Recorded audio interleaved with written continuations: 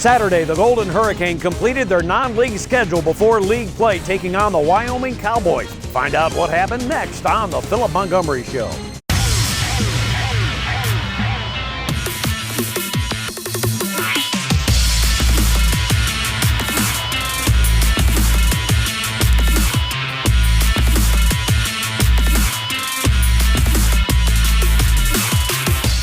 The Philip Montgomery Show, brought to you by St. Francis Health System, by River Spirit Casino, and by Pepsi.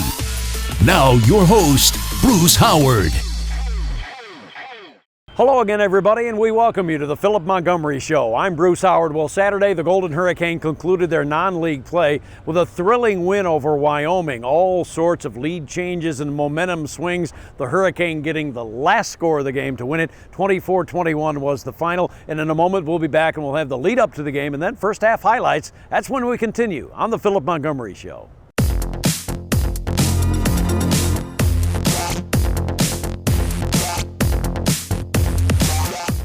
The sixth all-time meeting between the University of Tulsa and Wyoming, with Wyoming leading the series 3-2, but Tulsa had won the last two affairs, both of them right here at H.A. Chapman Stadium. Let's get the lead up to the game now. First half highlights as well. My broadcast partner Rick Corey and head coach Philip Montgomery. Gentlemen? All right, thanks, Bruce. All right, Coach, coming into this game, a Wyoming team that's unbeaten coming in, and you knew they could really run the football. When you looked at them on tape, what did they do so well to run it? Well, they gave you so many different personnel packages. Within those packages, they're doing a lot of different formational deals. And then they got some talented guys back there. The quarterback, obviously, I think he was their leading rusher today. But when you have that 1-2 punch with your quarterback and a running back, it makes it even more difficult for you on a defensive side. And so I thought our guys did an unbelievable job today of just locking down some things, playing really good on early downs, and playing assignment football, and we needed it. Is it a different mindset coming into a team that likes to grind on you for your football team? Well, they kind of slow it up. They huddle up. They break the huddle with about 15 seconds, and then they're doing all of that. They start adding some shift in motion to that. But, your mindset is we've got to understand that we've got to do a good job of getting off the field, playing good on early downs. When you get them in third down and more predictable type third down situations, then you got to get off the field. I thought we did a really good job of that. We had a stretch in there of some that were just amazing. Yeah, they certainly were. As a matter of fact, you'll see some of that. Let's get to the first half highlights. Here's Tulsa and the Wyoming Cowboys at H.A. Chapman Stadium. And he will kick from south to north, from right to left, and he has the wind behind him. Back deep to receive, Stokes and Santana for the Golden Hurricane. Keelan Stokes and Juan Carlos Santana, and the kickoff is out of the back of the end zone. Two receivers near side left. Tight end on the right side of the formation. 1st and 10 at the 34 of Tulsa. Handoff Smith, and he is decked and hammered by Travis Gibson for a loss of 3 yards off the right side. Gibson charging down the line and making that play for a big loss. 2nd and 13. To the left, Chambers out of the shotgun.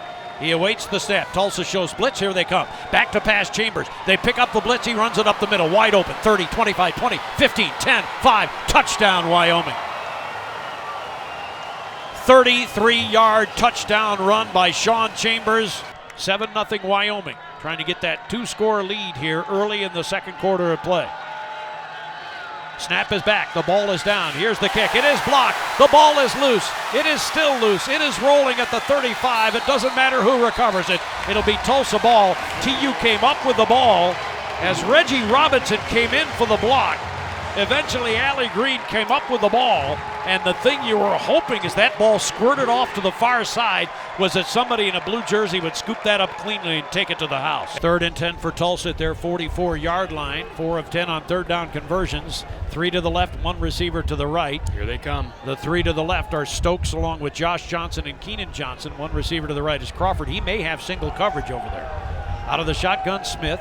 He has 5 seconds to get the play off, and here's the snap. Back to pass Smith. Throws over the middle, and Stokes catches it at the 35. Breaks a tackle, 30. Center of the field. Angling to the right. 20, 15, 10, 5. Touchdown! Tulsa! This time they beat the blitz, and it's Stokes on the touchdown catch. It's 56 yards for a score for TU. It's 7-6. Out of the shotgun, Chambers has it. Now a toss sweep to the left side. Brenton around the corner. He gets hit, and Edmiston knocks him down at the 27-yard line, a gain of about 3. Out of the shotgun, Smith awaits the snap. Now steps forward toward the line of scrimmage. Clock still moving with 1:20 now remaining in the half. Here's the snap. He has it back to pass. Here comes a rush on the edge. He eludes it. Throws over the middle. Caught by Crawford. 20-yard line. Eludes a man. Center of the field. 15, 10, 5. Touchdown, Tulsa! 37-yard reception by Sam Crawford, who made a couple of guys miss in the middle of the field, and he took it to the house. TU takes the lead 13-7, and what a great job by Zach Smith to slide and avoid that sack. So a great rally at the end of the first half. The Golden Hurricane taking a 14-7 halftime lead. We'll talk halftime adjustments and second half highlights coming up next on the Philip Montgomery Show. Welcome back to the Philip Montgomery Show. At halftime, the Hurricane is leading by a score of 14-7. All of that momentum. Let's see what happens at halftime with the adjustments and then second half highlights. Here's Rick Corey and head coach Philip Montgomery. All right, Coach, so at the half, you've had a really good finish to that half. You guys come in here, and there's some excitement in here. What's the speech? Well, really just going back out, talking about what happened to us the week before and understanding, hey, we've got a little bit of a lead right here, but we got to go out and continue to keep putting points on the board, continue to keep playing well on defense and in special teams. We knew it was going to be a dogfight. This is a team really coming in here 3-0, but 7-0 overall, coming off of last year. So they've been in a lot of big games, finding ways to win. They were not going to go away. They're very disciplined, very well coached, and so we knew it was going to be a fight to the end. All right, so let's get to that fight. This second half, you better sit down because we're all going to age about 10 years. Here's the second half, Tulsa and Wyoming. And here's the kickoff by Long. High end over end and well over the head of the received man. 8 yards deep in the end zone it lands.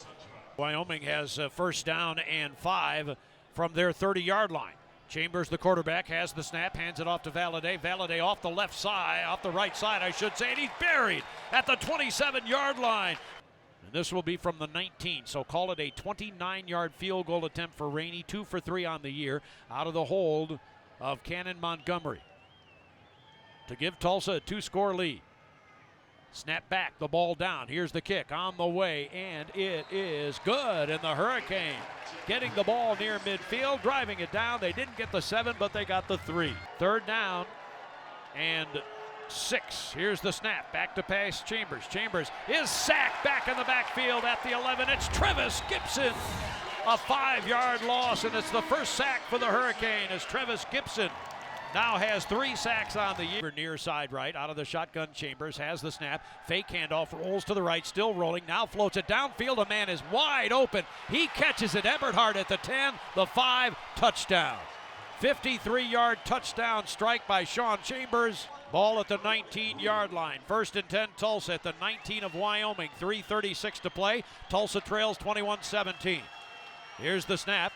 And a handoff goes to Brooks off the right side, breaks a tackle to the 15, to the 10, to the 5, barges into the end zone. Touchdown, Tulsa! With 3:26 to play, Brooks up the middle with a 19-yard touchdown jaunt. And the Hurricane has retaken the lead, 23-21. Wow, what a finish to this game, folks. One receiver near side left, one receiver to the right. Under center this time is Chambers. Chambers fake handoff, and now he's back to throw. Now rolling to the right, and he cuts back and gets hit and fumbled. The football is loose. It looks like Tulsa's recovered. He got the ball jarred loose at the 3. Tulsa recovers the fumble at the 3-yard line. Hurricane coming up with the ball. So the final 24-21, and I don't know about you, but I feel like 10 years older than I am right now, and you have to feel that old. I want you to talk me through the final 3 or 4 minutes of that football game. Well, I decide to go for it on a 4th down and don't get it. They end up getting a couple of big plays in there, end up going down, getting points. We get the ball back. No, we got to go down and score. We got to get a touchdown and start the drive. And guys just continue to make plays. Got in a 4th down situation where Keenan comes up with an unbelievable catch and then finish it up with a big run by Shamari, and we hadn't run the ball effectively really all night long, but he pops a big run right there late. And then our defense goes out, and they get a huge return and, another big play on a 4th down. And then all of a sudden, Coop comes up with an unbelievable strip. Reggie recovers the fumble, and the all the emotions and the ups and downs through all of that. I almost had a heart attack. I don't know, but it was an amazing win. I'd like to ask what was in your headset, because I know that from your standpoint, you probably couldn't see him initially knock the ball out. Are they screaming fumble upstairs? Yeah, I mean, everybody's screaming fumble. I think I see it kind of loosen, but I don't see it come all the way out. And then I see everybody saying we got it from upstairs. And then I worry about, obviously, was he down? What's the review going to look like? All of those things, because it can obviously get reversed. And so that sequence of events goes through your head, and you're just kind of holding your breath until you get it from the official. Yeah, they've looked at it, everything's confirmed, you're good. And then you're like, let's just take a knee and be done. Yep, and he couldn't take too many of them. You were too close to the end zone to take too many of them. All right, so Tulsa wins this one to go to 2-2 in the year, and a bye week coming up. Not a week off, but a bye week. We'll talk about what they'll do during that week coming back on the Philip Montgomery Show. Welcome back to the Philip Montgomery Show. On Friday night, 3 individuals and 1 team inducted into the University of Tulsa Hall of Fame. The team was the 1988 women's golf squad that won the NCAA championship. The individuals were Anushka Van Exel, who's a women's tennis player at TU, Dana Lewis, who was a great basketball player for the Golden Hurricane in the late 60s and early 70s. The other was F.A. Dry, who was an assistant coach, a head coach, and an athletic director at the University of Tulsa. Here's a closer look at new Hall of Famer F.A. Dry. F.A. Dry grew up in the small town of Fairland in Ottawa County in northeast Oklahoma. He was coaching at Hale High School in Tulsa when in the early 1960s he was contacted by new University of Tulsa head football coach Glenn Dobbs. He called me up one day and said, I'd like to talk to you about coming to the University of Tulsa. And I said, okay, so we went out to he told me that he was taking over the football job as well as AD, and he wanted me to come and coach the defense. And I said, okay. But it didn't end there. F.A. was soon put on the offensive staff, a more comfortable fit for him, and Coach Dobbs wanted to open the offense up. He wanted to throw the ball, so we said, okay. So we started recruiting players that fit that. Those players included Jerry Rome, Howard Twilley, John Simmons, and countless others that had the tools for the passing game. And one other guy joined TU, legendary NFL passer Sammy Baugh. He taught me, and then in '63 we started developing as the year went on. We got better and better. Jerry got better and better, and some of our recruits started to develop. But I had F.A. Dry and Sammy Baugh coaching. Sammy leaves and becomes the University Houston Oilers head coach. F.A. becomes the offensive coordinator, takes over. F.A. Dry was very good at designing plays and taking advantages of weaknesses that most teams had because they didn't have anybody exploiting those things. Glenn is running all over town trying to build a stadium. He turns it over to F.A. F.A. becomes the man, the offensive coordinator, the line coach, the backfield coach, the receiver coach. He runs the whole show. TU led the nation in passing 5 straight years, in total offense in 1964 and 65, 2 bowl games, 1 bowl victory. It was Glenn Dobbs orchestrating, but it was F.A. Dry coordinating. F.A. Dry was probably more responsible for my success in my career than almost anybody, maybe with the exception of Glenn Dobbs. But F.A. was a great coach. F.A. took me and turned me loose, and we worked together. It was like father, son, coach, quarterback. That's the way it was, and that's why we're the way we are. He had a way of motivating you by just saying a few words. He didn't have to yell at you, and he's not a yeller. F.A. has been a great coach and a great friend. F.A. then went into the NFL as a coach with the Houston Oilers. After that, he came back to Tulsa as athletic director at TU, then was named head coach midway through the 1972 season.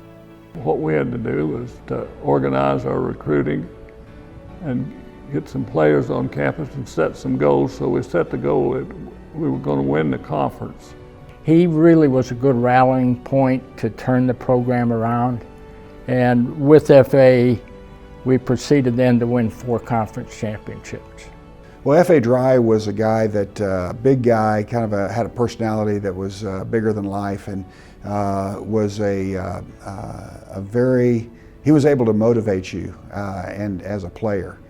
F.A. was he was a really, I thought, really great coach, communicated well with his players. Most players liked him, smart guy, great offensive coach.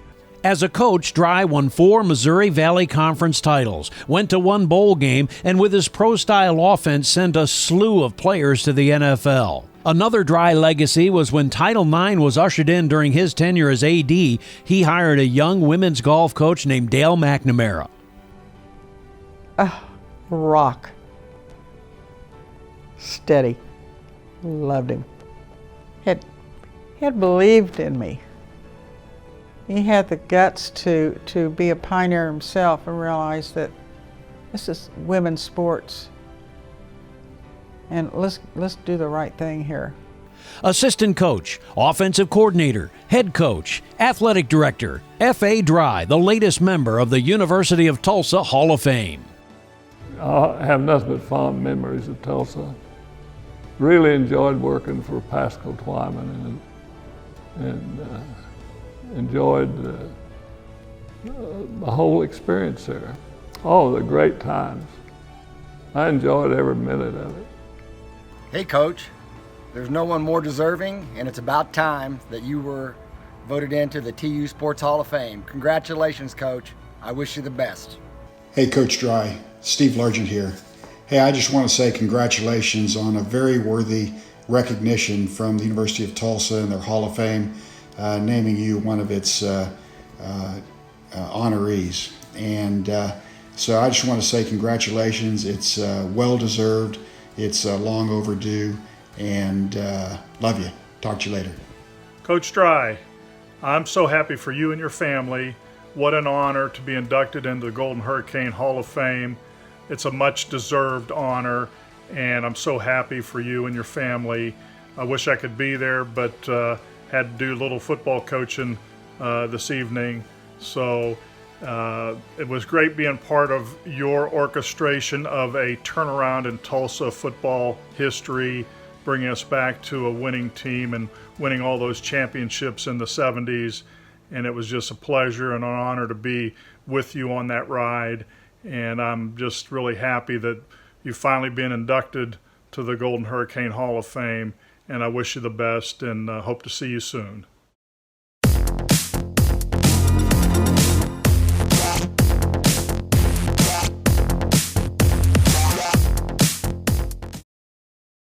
Welcome back to the Philip Montgomery Show. Rick Corey along with the head coach, Philip Montgomery. As I mentioned before, it's not an off week. You still have to work, but how much time will you give your team to kind of recuperate? Well, I mean, we'll be on a kind of normal schedule a little bit. I mean, obviously, we'll bring them up tomorrow, try to get some of the soreness out of them.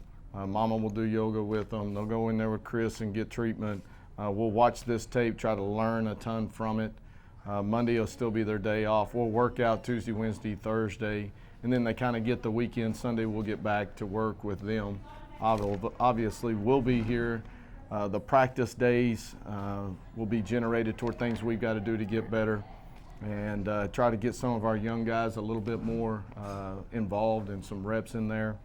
And then Sunday we'll really start focusing on SMU because they got a big win today, and it's going to be an unbelievable atmosphere and contest for us there. So you go into it 2-2, and most of the time after you win a game, nobody wants to have a bye week. But I think it's a pretty good time, isn't it? Yeah, I think it really is. I mean, we're beat up a little bit, and so these first 4 games have been extremely physical games. I think our guys are really handling that well. Yet, you just need a little bit of time right here to let them bounce back. You got to remember they've been going since August 1st. Right. It's not just 4 games; it's since August 1st, and so. Having a little bit of space in here is going to help us, I believe. And now, of course, what you face is season 2, if you will. That's right. It's conference season, so everything you've done now, there's good and bad. Right now, it all starts counting even more. It really does. I mean, they all count, but as you get into conference, you know you're dealing with opponents. You got some rivalry things going on in there.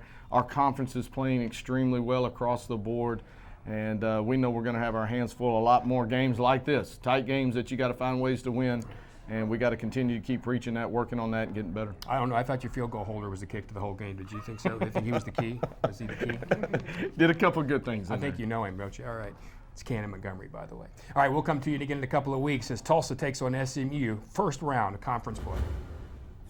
Hey, thanks, guys. University of Tulsa now 2-2, and they've gotten through that first portion of the schedule, the non-league, then the bye week, and then SMU coming up in 2 weeks, that game in Dallas. But don't forget the next home game is coming up on October 12th when the Hurricane will play host to the Navy Midshipmen right here at H.A. Chapman Stadium. As always, you can get ticket information at 918-631-GO-TU or tulsahurricane.com/tickets. That'll wrap it up for our broadcast today. Next week, well, we've got the off week, so there's no show. But in 2 weeks, we'll have a review of TU at SMU. For my broadcast partner, Rick Corey, and for head coach, Philip Montgomery, I'm Bruce Howard. So long for now. The Philip Montgomery Show has been brought to you by St. Francis Health System, by Riversbury Casino, and by Pepsi.